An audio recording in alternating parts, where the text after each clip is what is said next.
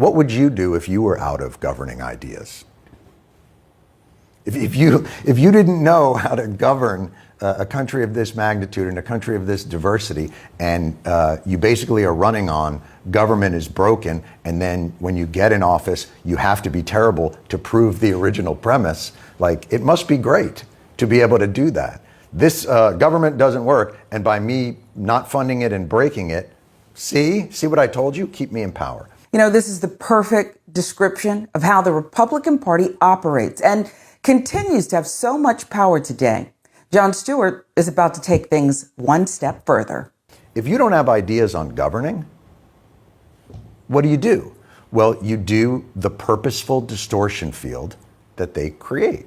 But it works, and by the way, right? Because it's emotional. Does it work? I don't know. Who's the president? Well, but I mean, it doesn't necessarily work. It gets people upset. It gets them angry. It makes them fearful about threats and hyperbole, and makes them afraid of things that can't even really be defined. Meanwhile, ignoring so many issues. All this diversity initiatives and CRT and all those other things are only there because we refuse to actually fix the real problem. The diversity and equity initiatives are a salve. They're to pacify and mollify, because we won't actually do the real thing. We won't actually dismantle the vestiges of all the systemic racism and all the systemic classism and all the systemic gender issues. We won't actually dismantle that. But what we will do is, you can have an office in the building, and every few months, we're going to have to sit and listen to you talk for like an hour. And so we're good, right? Stewart is spot on again. Culture war issues are just tools for the powerful to wield and shepherd us toward whatever political stance is the hot topic of conversation at the moment. Why do they do it? To solidify their own power, perpetuating the vicious circle that is American politics. It's hard to watch. It's hard to watch a state, you talked about Sarah Huckabee Sanders. It's hard to watch a state that's like 48th in, infant mortality and child poverty and literacy, and won't make a big Medicaid deal about dollars.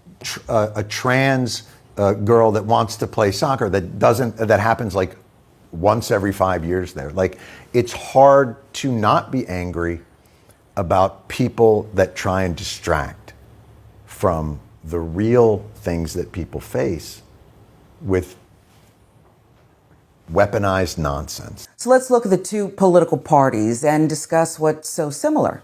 No real vested interest in attacking the roots of all of the issues we're facing today. Why?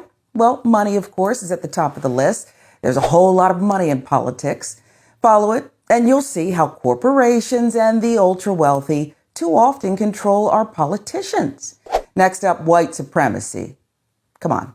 When you keep the status quo, you keep the same people in power. They rule over the rest of the electorate, no matter how diverse it becomes, with an iron fist. And don't forget the two-party system itself. When you keep out fresh ideas and energy, you're able to control the narrative forever. The Supreme Court just changed the definition of corruption. Rather than prosecuting it, rather than holding people accountable, they just went, how about this? Okay, why don't we just say this? It's even better than that, was that they said, you politicians, you think that's corruption because you're engaging in it, but we actually don't think it's corruption. And we're going to tell you, don't worry about it. You can influence peddle as long as you don't explicitly say, by the way, this money is so that I may influence this law. I don't see him ever actually going to jail. I personally don't even care. I just want a system that somehow finds a consistent accountability. Exposing absurdity or exposing hypocrisy, what's the point? Well, the point is that this is a relentless fight. They always talk about, the arc of the moral universe is long, but it bends towards justice. But it doesn't bend towards justice by gravity. Like, you have to bend it. And there's a bunch of people trying to bend it back. And you use every tool in your arsenal. Is there still hope? Yes, believe it or not. But the media has to do more to question authority, and there needs to be less from a growing number of outlets lying to us. But the rest is on us. There's still hope as long as we stay in the know. Do the best you can with that, given the disinformation campaigns. And we have to stay active in the process as well, especially active in our demands from the people we elect to do our bidding. When they fail us, bring them back to earth. Let them know there are consequences for betraying us.